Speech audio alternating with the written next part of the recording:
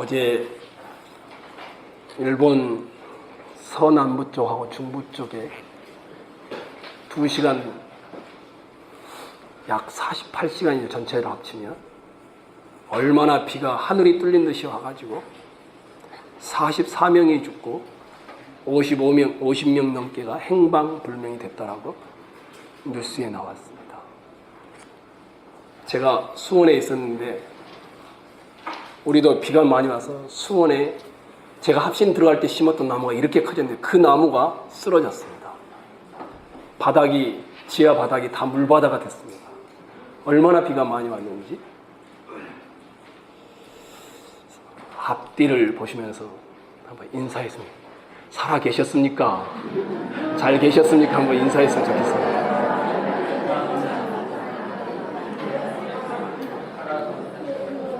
서산에 계신 우리 원로 목사님 살아 계셔서 올라오셨어요. 2008년과 2009년 사이에 세계 경제가 지진이 일어났습니다. 세계적인 경제 위기가 닥쳤습니다. 이것 때문에 일반 사람들이 아닌 상류층에 한때 부유했던, 그리고 인맥도 좋았던, 아주 유명했던 사람들이 자살을 하기 시작을 했습니다. 아마 우리 어르신들은 잘 모르시겠지만 프레딕 맥이라고 불리우는 미국의 연방주택금융저당공사의 최고 책임자가 자기 집 지하실에서 목을 매 자살을 했습니다. 미국 부동산 이 분야를 좌지우지하는 셀런 굿이라는 최고 경영자는 자기가 소유하고 있는 빨간색 제규어 안에서 총으로 자살을 했습니다. 미국뿐만이 아니었습니다. 유럽의 왕족과 상류층의 자산을 맡아서 관리하고 투자를 하는 프랑스의 한 펀드 매니저가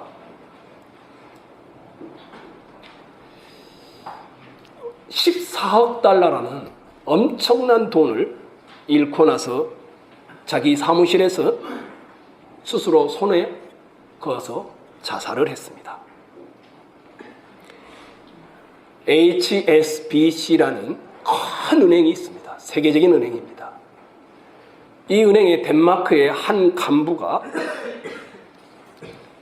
약 500만 원짜리 잠옷을 입고 자기 호텔에서 목을 매 자살을 했습니다. 파산한 자기 회사를 JP 모건이라는 회사가 인수를 했는데 그 회사에서 자기를 더 이상 사용하지 않겠다고 하자 절망을 하고 29층에서 떨어진 사람도 있습니다. 이게 세계에서 일어났던 일들입니다. 2008년, 2009년 한국 사회에서도 유명한 사람들이 자살을 했습니다. 가장 대표적인 사람이 누군지 혹시 기억나시나요? 노무현 전 대통령입니다. 안재환 씨, 연예인이죠. 최진실 씨, 그리고 한참 지금 재조사 중에 있는 장자연 씨 등이 그 당시 자살을 했습니다. 2007년 우리나라 자살자는 12,000명 정도였습니다. 근데 금융대란이 일어나고 나서 2009년 우리나라 자살자가 16,000명으로 1년 사이에 4,000명이 더 죽었습니다. 이뿐만이 아닙니다.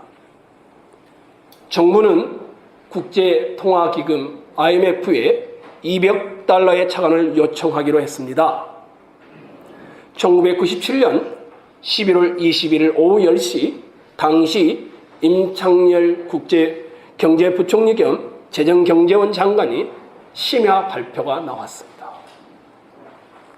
외환위기에 빠진 한국이 IMF의 구제금융에 들어가는 순간이었습니다. 경제 주권을 잃었었고 기업과 금융권은 IMF 요구대로 구조조정을 시작했습니다.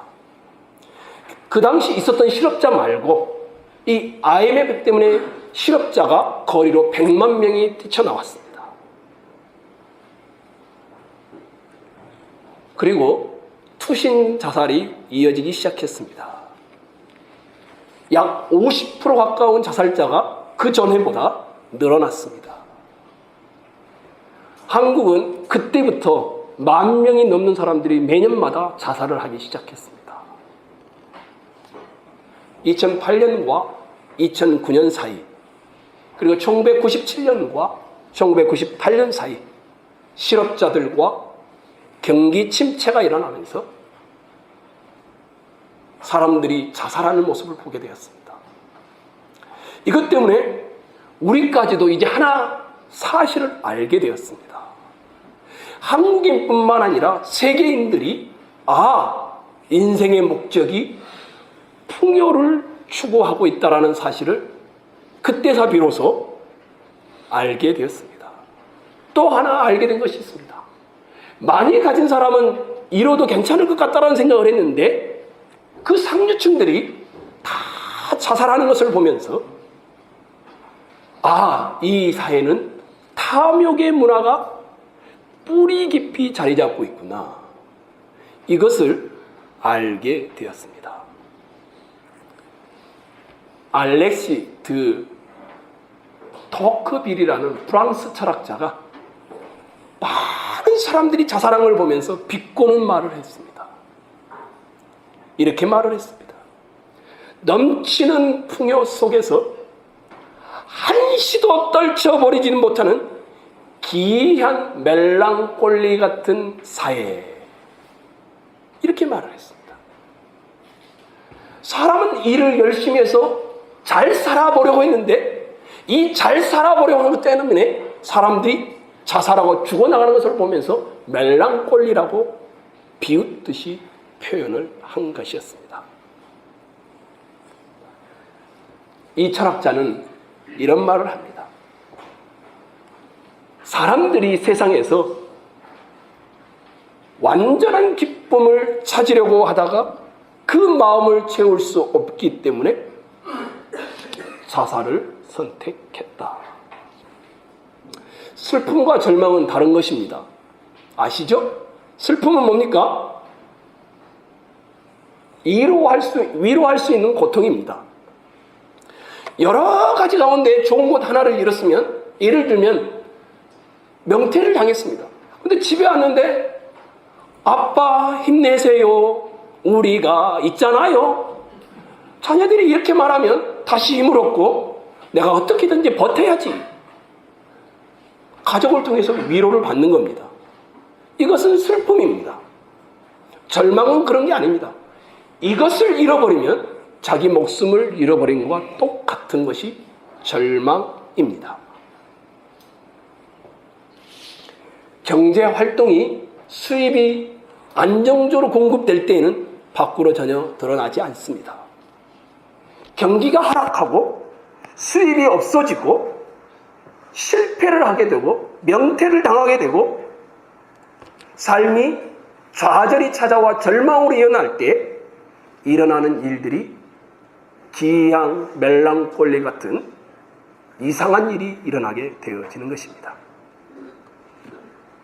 사람들은 우상 그러면 뭐라고 생각하는 줄 아십니까? 여기 부초를 놓고 비나이다, 돼지머리를 놓고 비나이다, 이렇게 생각을 합니다. 그것은 외적인 우상일 뿐입니다.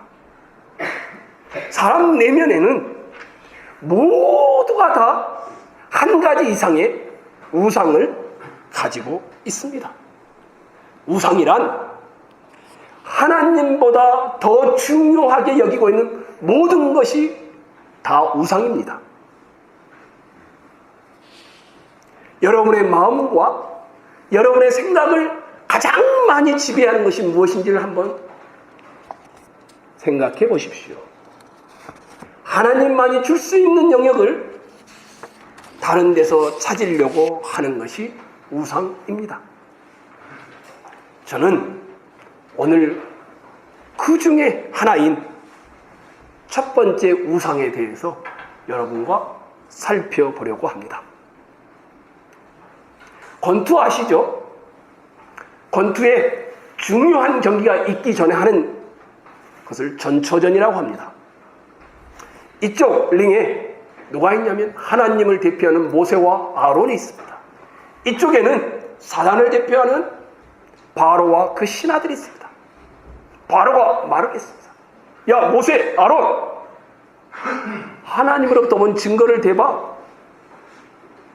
그랬더니 모세가 형님, 그 지팡이 한번 던져보십시오. 지팡이를 던졌습니다. 그랬더니 지팡이가 뭐가 됐습니까? 뱀이 됐습니다. 바로가 깜짝 놀라야 되는데 하하하하 웃더니 자기 요술사들에게 지팡이로 뱀이 되게 합니다. 아론의 지팡이가 이들의 뱀들을 다 삼켜 먹습니다. 바로는 하나도 마음이 움직이지 않고 완강하여 자기 궁으로 들어갔습니다. 이게 지난번에 살폈던 전초전이었습니다. 이제 메인 경기 1라운드가 시작되는 겁니다. 1라운드를 시작하려고 합니다. 다시 하나님이 모세와 아론에게 야, 바로에게 가서 말해라. 모세와 아론이 바로에게 갔습니다. 히브리 사람의 하나님 여호와를 우리는 광야에 가서 섬겨야 한다. 보내주십시오. 안 보내주면 강과 호수와 샘물과 모든 것을 다 피로 변하게 하겠습니다. 바로가 깜짝 놀라는 것이 아닙니다. 자기 요술사들을 불러서 물을 떠가지고 와서 피로 변하게 합니다. 1라운드는 비길 것 같습니다. 뭐라고 하냐면 바로가 마음이 완강하여 옛날 성경에는 관념치 아니하였더라. 그리고 궁으로 돌아가 버렸다 이렇게 표현합니다. 이게 전체 스토리의 내용입니다. 저는 오늘 여러분과 이 스토리의 내용을 조금만 더 자세히 보면서 한 가지만 같이 고민하려고 합니다. 15절을 한번 봐보십시오. 여러분이 한번 여기 앞을 보셔도 좋고요. 한번 읽으면 좋겠습니다. 15절입니다. 한번 읽어볼까요? 15절 시작.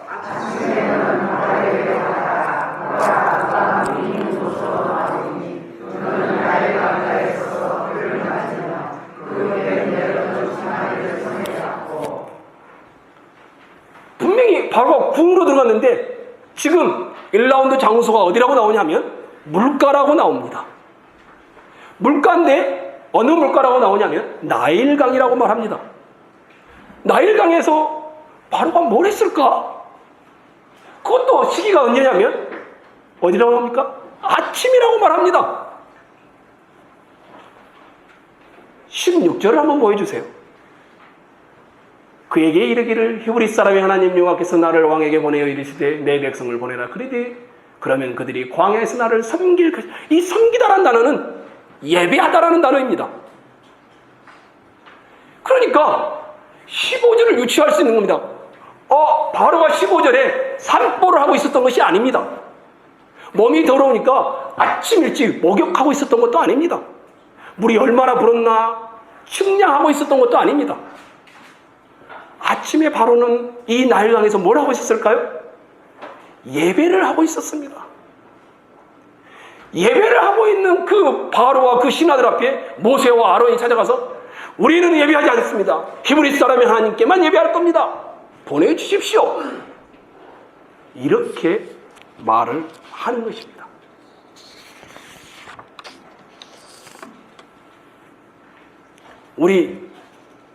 우리나라에도 많지요.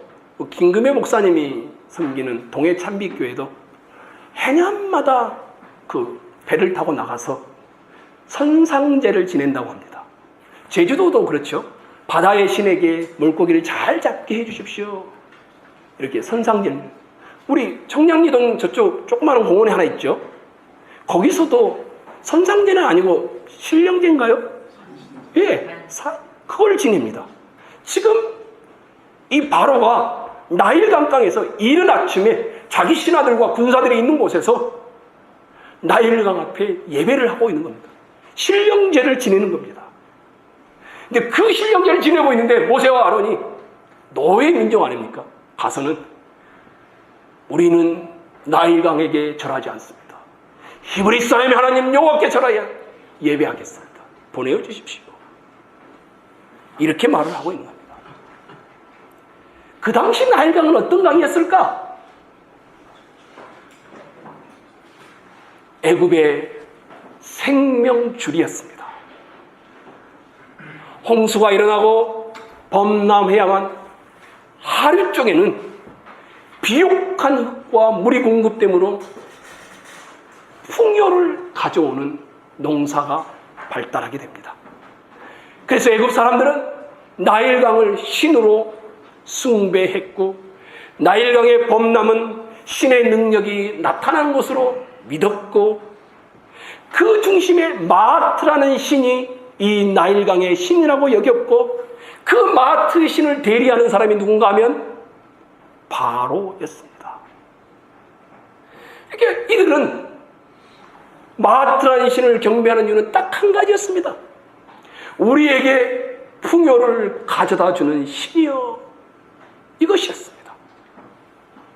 더 나아가 나일강은 그 당시 애굽 사람들이 먹는 식수였습니다. 애굽의 풍부함의 근원이기도 했습니다. 나일강은 생명이요 풍부함의 상징인 강입니다. 혹시 여러분 중에 모세 오경을 읽다 보면 아주 재밌는 일이 있습니다.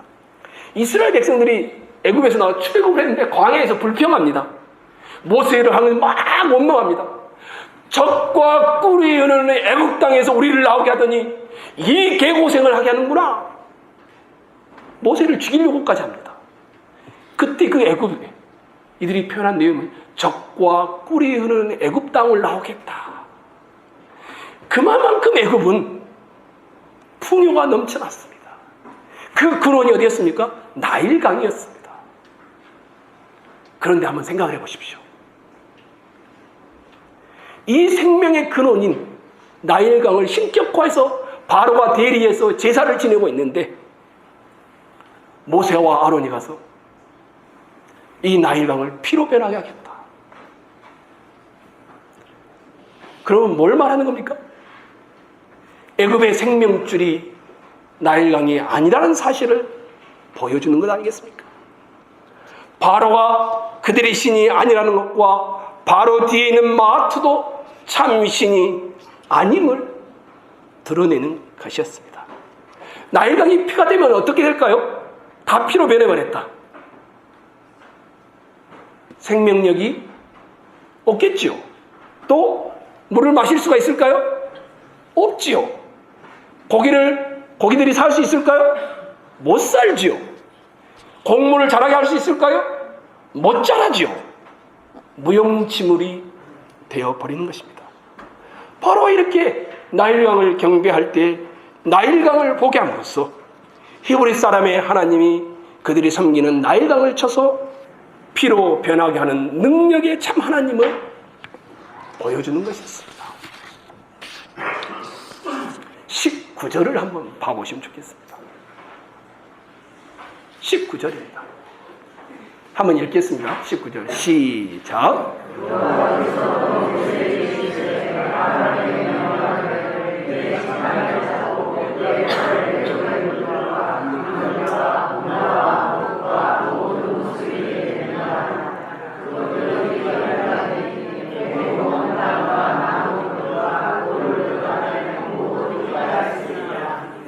물이 있는 곳은 나일강뿐만 아니라 하수와 강, 심지어 그릇까지도 다 피가 되게 하겠다.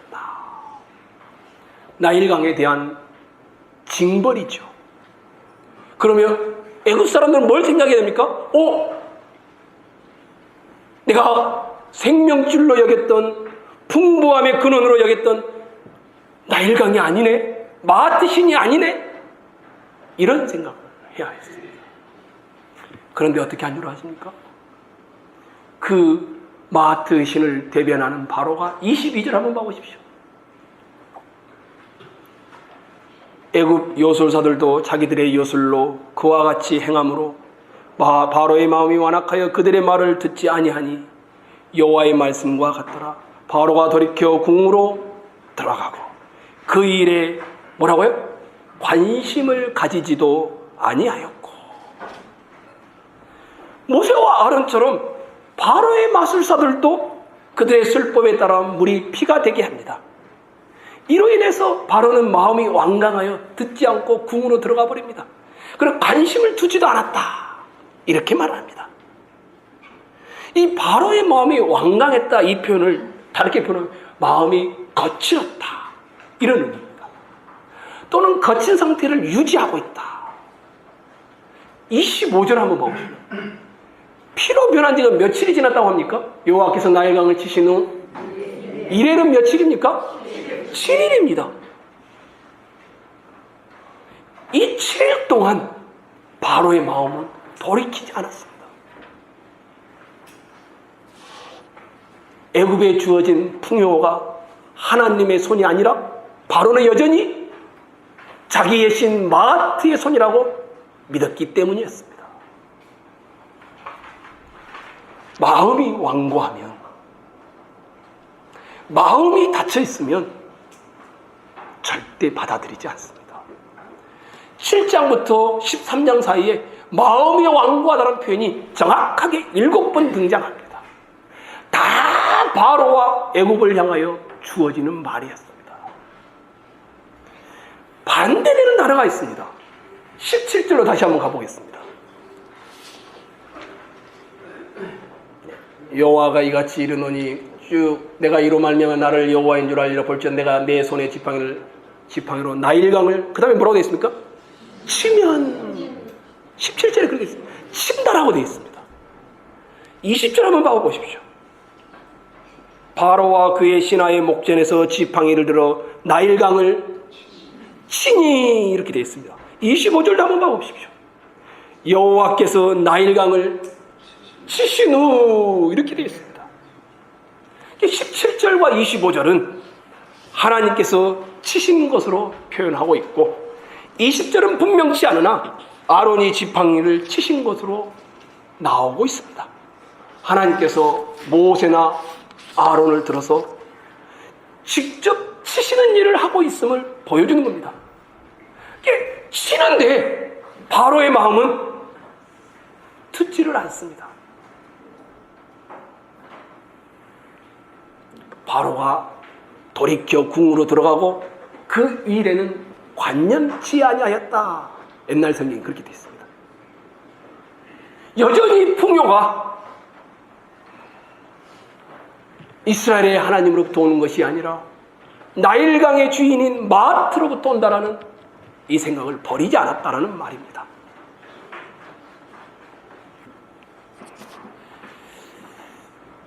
신약 성경에 가면 한 젊은이가 등장합니다. 청년입니다.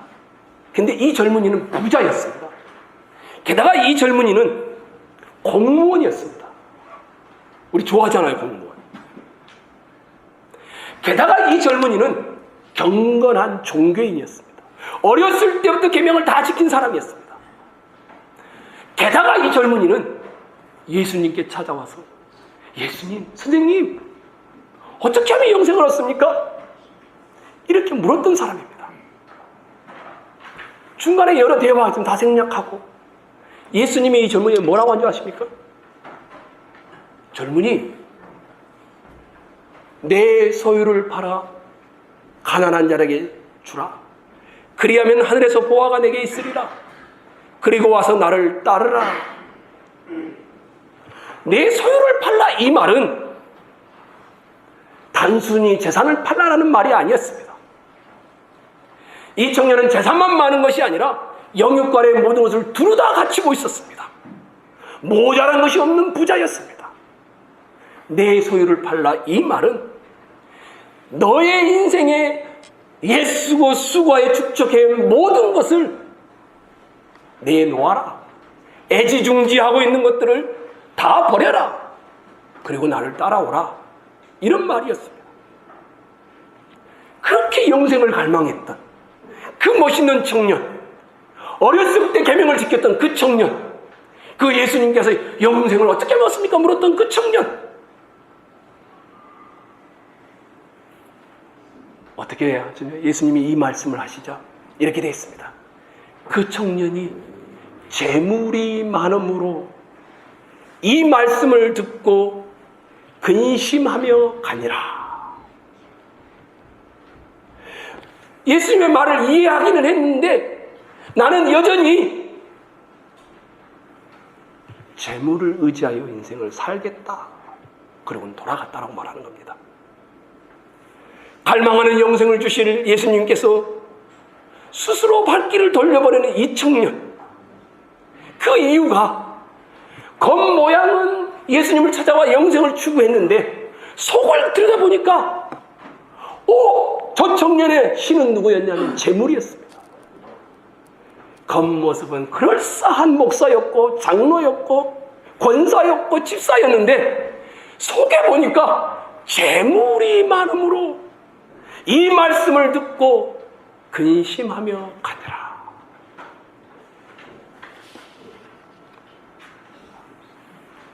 이 청년이 왜 갔을까요? 이 청년에게 돈은 신이었습니다. 이 청년에게 돈을 잃는 것은 자신을 잃어버리는 절망과 똑같았습니다. 이 청년은 어쩌면 예수님을 따르는 것 자체는 싫지 않았을 것입니다. 그러나 예수님을 따르기 위해 지금까지 자기가 신으로 섬겼던 재물을 내어놓으라 하는 이 말에는, 다 내어놓아야 한다는 이 말씀에는 주저앉고 만 것이었습니다. 예수님을 리더여 착한 선생님으로 인정하고 따를 수는 있겠지만 예수님을 내 인생의 진짜 풍요로 삼으려면 내가 가지고 있는 풍요의 근원으로 삼고 있는 것을 내어놓으라는 이 말 앞에 청년은 떠나가고 만 것이었습니다. 여러분이 예수님을 구세주로 삼고 싶다면 현재 여러분이 소유하고 있는 구세주를 버려야 합니다. 목사님, 저는 구세주가 없는데. 아닙니다. 모든 사람은 각자의 구세주를 가지고 있습니다. 어떤 사람은 가족, 어떤 사람은 의리, 어떤 사람은 스포츠, 어떤 사람은 돈, 어떤 사람은 권력. 우리 예수님이 오죽했으면 남녀 문제보다 돈에 관해서 10배 이상 경고를 했겠습니까? 돈이 있어야 고급 식당에서 비싼 음식을 먹고 명품을 사면서 봄나게 살 수 있습니다. 내심이 이런 삶을 갈망하고 있다면 여러분의 구세주는 돈입니다. 돈을 단순한 돈으로 생각하지 않는다는 것을 어떻게 알 수 있습니까? 돈을 내놓기가 무섭지요. 통장에서 돈이 떨어져 가면 마음이 막 불안하지요. 지금까지 내가 영위했던 생활을 누릴 수 있을까 계속 막 염려가 되지요. 능력도 없는데 옆에 있는 나보다 훨씬 못한 사람이 더 부자가 되면 속이 쓰리지요. 이런 사람은 이미 한 발짝이 돈을 구세주로 삼는 데 빠져 있는 사람입니다. 돈은 자기 가치의 기준이 되고 자기의 전부가 된 것입니다. 돈은 본질적으로 악하지 않지만 사람을 하나님에서 멀어지게 하는 힘이 있습니다. 그런데 예수님은 이 부자 청년을 마가복음에 보면 이렇게 표현합니다. 예수께서 그를 보시고 사랑하사. 예수님이 갑자기 사랑이 가득해졌을까? 왜 그랬을까? 복음서에 한 사람을 특정해서 예수님이 내가 너를 사랑한다 이렇게 말한 경우는 거의 없습니다. 아주 드뭅니다. 아마도 이 청년이 그렇게 어렸을 때부터 종교 생활을 해왔고 예수님께 찾아와서 영생을 얻고자 하고 젊었고 게다가 부자였고 공무원이었으니 얼마나 그를 측은히 여겼겠습니까? 게다가 예수님도 31살이나 많아야 31살 반, 32살 정도의 젊은 청년이었습니다. 이 청년을 보며 예수님은 미워하지 않았습니다. 불쌍히 여기고 동질감을 느끼셨습니다. 그래서 그를 보시고 사랑하사 그리고 말을 하는 것이었습니다. 청년아, 지금 내 속에 구세주가 풍요이다. 그것을 내려놓아야 내가 네 인생의 주인이 되지 않겠니? 그렇게 말하는 것이었습니다. 예수님도 부자이시며 예수님도 청년이었습니다. 이 청년이 상상할 수 없을 만큼의 우리 예수님은 부자이셨습니다. 예수님은 영원 전부터 삼위일체에 불가해한 영광과 부와 사랑과 기쁨을 누리고 사셨던 분이었습니다. 예수님은 그런 부자셨는데 바울은 이 예수님을 어떻게 묘사하는 줄 아십니까? 이렇게 묘사합니다. 우리 주 예수 그리스도의 은혜를 너희가 알거니와 부요하신 이로써 너희를 위하여 가난하게 되심은 그의 가난함으로 말미암아 너희를 부요하게 하려 하심이라. 예수님이 부요하셨지만 우리를 위해 가난해지셨다라고 말하고 있습니다. 예수님은 지금 이 청년에게 이렇게 말하고 있는 겁니다. 나는 세상 그 누구보다 가난해졌다. 이 젊은이여, 나는 내 전부를 내주었다. 왜인 줄 아느냐? 내가 너를 사랑하기 때문이다. 내가 너를 얻기 위해 큰 것 전부를 내놓았으니 너도 나를 따르기 위해 작은 것 일부분이 아니라 전부를 내놓아라. 나는 너를 얻기 위해 진정한 부를 버린 진정한 부자 청년이다. 이제 내가 나를 얻기 위해 너의 부를 버려라. 이렇게 말하고 있는 것입니다. 세상은 절대 겉모습으로는 드러나지 않습니다. 누가 돈을 신처럼 섬긴다고 말하겠습니까? 그러나 돈을 하나님처럼 섬기며 모두가 부자가 되라고 사람들을 현혹하고 있습니다. 교회 안에서도 성도들은 그리스도의 은혜, 하나님의 사랑 이런 거 이야기하지 않습니다. 돈, 땅, 아파트, 정치, 스포츠 이걸로 꽃을 피웁니다. 기독교는 사회생활하기 딱 좋은 먹거리 정도에 불과한 것입니다. 오직 했으면 부패에 대해 좋으니 경제만 살려다오. 누가 이런 선거 캐치 플레이를 했죠? 부패에 대해 좋으니 경제만 살려다오. 이명박 전 대통령이 그랬습니다. 기독교인들이 다 찍어줬습니다. 우리를 살리신 예수님의 십자가는 어느새 우리 삶 속에 종족을 감추어버렸습니다. 우리 모두는 지금 다 돈 하면서 이 풍요라는 우상 앞에 성자가 되어가고 있습니다. 한 사람의 돈에 대한 태도를 보면 그 사람이 복음에 대한 태도를 알 수 있습니다. 이 청년은 영생의 문제가 중요하다는 사실을 알고 있었습니다. 이 청년은 율법을 지켰지만 종교 생활을 했지만 그것이 만족감을 주지 못하는 것도 알고 있었습니다. 이 청년은 주님을 찾아와서 물었습니다. 그런데 그 속에 여전히 재물이 많으므로 이 말씀을 듣고 근심하며 가니라. 겉모습으로는 드러나지 않았지만 이 청년 속에는 소유물이 하나님이었으며 구세주였습니다. 이 청년은 재물에 대한 이 풍요에 대한 신이 주님을 구세주로 받아들이는데 방해가 되고 말았습니다. 이 청년에게 있어서 재물은 신이었고 하나님이었으며 이 청년에게 있어서 재물은 우상이었습니다. 성도 여러분, 물어보겠습니다. 명태를 당하여 실직을 하고 하던 사업이 망하여 전세나 집을 사는 데서 월세로 쫓겨나고 자녀들이 기대한 대로 되지 않아서 갈수록 인생이 공고해져도 흔들리고 마음은 아프겠지만 주님을 내 인생의 풍요 삼아 계속 걸을 수 있겠습니까? 그렇지 않다면 이 예수님도 여러분에게 성공과 행복을 가져주는 풍요의 심 중에 하나에 불과한 것입니다. 우리도 이 부자 청년처럼, 아니 저 바로처럼 누가 우리의 풍요인지를 선택해야 합니다. 여러분의 풍요는 무엇입니까? 여러분의 풍요는 어디에서 오는 것입니까? 우리의 생명줄은 어디에 있으며 우리의 생명의 근원은 무엇입니까? 나의 힘이신 여호와여, 나의 힘이신 여호와여, 내가 주를 사랑하나이다.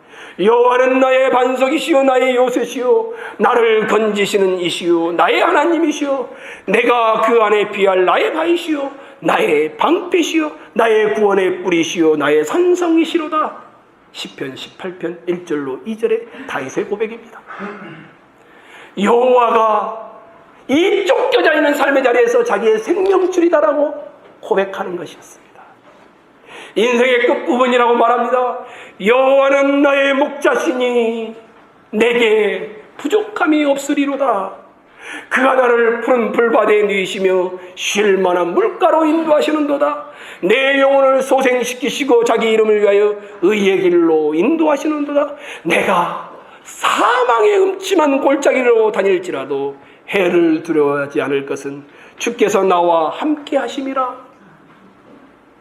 다윗은 자기 인생의 풍요와 자기 생명의 근원을 왕이라는 자리에 두지도 않았고 재물이라는 물질에 두지도 않았고 자식에게 두지도 않았습니다. 잘 될 때나 못 될 때나 여전히 하나님이 자기 인생의 목자라고 고백하고 있습니다. 진짜 신앙은 실패할 때, 좌절이 왔을 때 저 상류층의 사람들이 목숨을 끊지 않습니까? 12,000명이었던 자살자가 16,000명으로 늘어나는 이 증거는 우리 모두가 다 풍요를 신으로 섬기고 있다는 증거가 아니겠습니까? 여러분의 하나님은 무엇입니까? 혹시 여러분의 하나님이 풍요가 아니십니까? 여러분의 우상은 무엇입니까? 여러분을 살려내고 여러분의 인생을 잊게 하고 여러분을 영원토록 사랑하시는 그 십자가의 예수님이 여러분을 위해 가난해지셨다는 걸 믿으십니까? 그렇다면 여러분 속에 있는 가짜 구세주를 내려놓으시고 여러분을 위해 하늘을 모자라 버리고 이 땅에 오셔서 가난하게 되신 십자가에 죽기까지 하시고 살아나신 예수 그리스도 진짜 구세주를 받아들이시기 바랍니다. 혹시 받아들였는데 하나님이 안 보이십니까? 구원으로 인한 감격이 없습니까? 기쁨과 평안이 없나요? 한 가지입니다. 주님이 아닌 다른 것을 지금 마음에 신으로 삼고 있기 때문입니다. 우상 때문입니다. 여러분의 이 우상을 내려놓지 않으면 저 바로와 똑같습니다. 나일강이 풍요를 가져다 준다고 믿고 나일강 앞에 절하고 있는 바로, 그것이 우리의 내면의 우상이 아니겠습니까? 이 풍요라는 우상을 내려놓고 그리스도의 진짜 풍요를 받아 누리시기 바랍니다. 찬송가 기억하십니까? 내 영혼의 그 기 깊은 데서 맑은 가락이 울려나네. 하늘 옵조가 내 속에서 퍼져나네. 평화, 평화, 평화로다. 하늘 위에서 내려오는 이 평화는 여러분 속에서 가짜 풍요를 내려놓을 때 시작되는 것입니다. 여러분 모두가 주님을 진짜로 섬기시기를 주의 이름으로 축원합니다.